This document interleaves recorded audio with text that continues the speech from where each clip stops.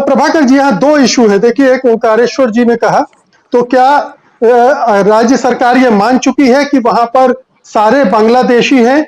उन्होंने जांच पड़ताल करके ये कार्रवाई की है कि वहां पर सारे बांग्लादेशी इकट्ठे हो गए हैं, इनको अतिक्रमण किया, इन्होंने, इनको भगाओ? अगर ये प्रोसेस फॉलो की है तब बात समझ में आती है, लेकिन ये प्रोसेस फॉलो नहीं हुई है। एक बात। नहीं, दूसरी बात, हम देख चुके हैं। एक मिनट तीस्ता जी मुझे भी बोलने दीजिए, प्लीज प्लीज प्लीज।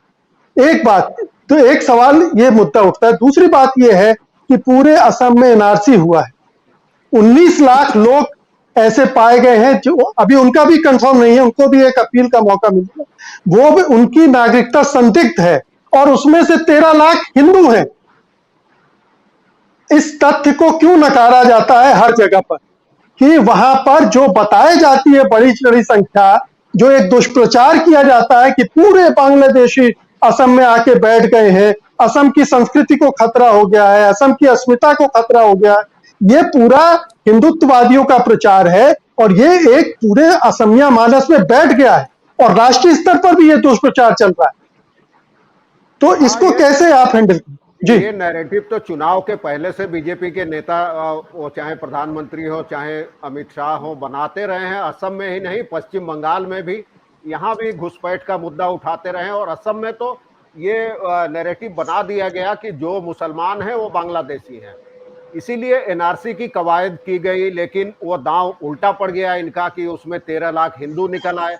उसके बाद बीजेपी ने पाला बदला, सुप्रीम कोर्ट में याचिका दायर की गई कि 20% सीमावर्ती इलाकों में दोबारा सत्यापन हो। फिर कहने लगे कि नहीं एनआरसी, फिर नए सिरे से कवायद शुरू की जाएगी। तो बार बार रंग बदलते रहे क्योंकि दाव उल्टा पड़ गया है। बीजेपी को लगता था कि 20 लाख मुस्लिम होंगे, उनको हटा दिया जाएगा, साहब देखो हमने बांग्लादेशी है, लेकिन वो दाव चला नहीं। और ये तो बना दिया है माहौल कि जो बांग्लादेशी हैं, मुसलमान हैं, वो सब बांग्लादेशी हैं, ज्यादातर बांग्लादेशी हैं। और चाहे बराक घाटी में आप देख लीजिए, सिलचर, कछार, करीमगंज इलाकों में देख लीजिए, वहां ये मुद्दा उठता रहा है। और वैसे बांग्लादेश से घुसपैठ का मुद्दा तो आप जानते हैं 4-5 दशक पुराना है। असम आंदोलन हो चुका है, प्रफुल्ल महंत की सरकार आंसू के बाद बन चुकी है, तो ये मुद्दा पुराना है। अब बीजेपी पुरानी शराब को नए बोतल में डाल के इसे अपने तरीके से केमिकल मिला के, और मुझे लगता है इस मुद्दे को और भड़का रही है। और ये जो इविक्शन वाला मामला है, आज अचानक क्यों सूझी? पिछली सरकार में नहीं सूझी, ठीक है, सरकारी जमीन है, अतिक्रमण है, हटाया जाना चाहिए, लेकिन आप लाखों भारतीय नागरिकों को हटा के नदी में नहीं फेंक सकते। पुनर्वास की समुचित व्यवस्था होती है, देश के दूसरे राज्यों में भी अतिक्रमण हटाए जाते हैं, लेकिन ऐसा नहीं है कि उठाया और फेंक दिया। पुनर्वास की व्यवस्था होती है, बाकायदे उनको नोटिस दी जाती है, ऐसी जबरन कार्रवाई नहीं की जाती है। तो इसलिए असम में जो कुछ हो रहा है, ये मुझे लगता है हिमंत बिश्व शर्मा का एजेंडा है।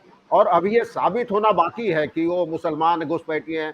बीजेपी 5 वर्षों से सरकार में है, एक साबित करके दिखाया हो कहीं? उसने केवल डिटेंशन कैंप है, कभी कहा डिटेंशन कैंप नहीं है, संसद में मोदी कहते हैं, बाद में साबित होता है कि सबसे बड़ा डिटेंशन कैंप वहाँ है, ग्वालपाड़ा में है। तो ये तमाम चीजें, दोहरी जो नीति है, दोहरा रवैया है, ये बार बार खुलासा होता रहा है, बावजूद इसके अपने एजेंडे पर जस की तस चल रही है। तीस्ता जी, अभी जो ओंकारेश्वर जी ने सवाल उठाया, ये मैं सोशल मीडिया पर भी बहुत देख रहा हूं। जैसे एक कमेंट मैं आपको सुनाता हूं।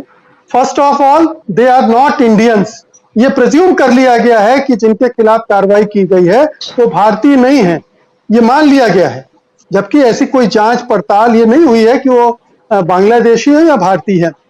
सत्य हिंदी का ऐप डाउनलोड करें गूगल प्ले स्टोर पर।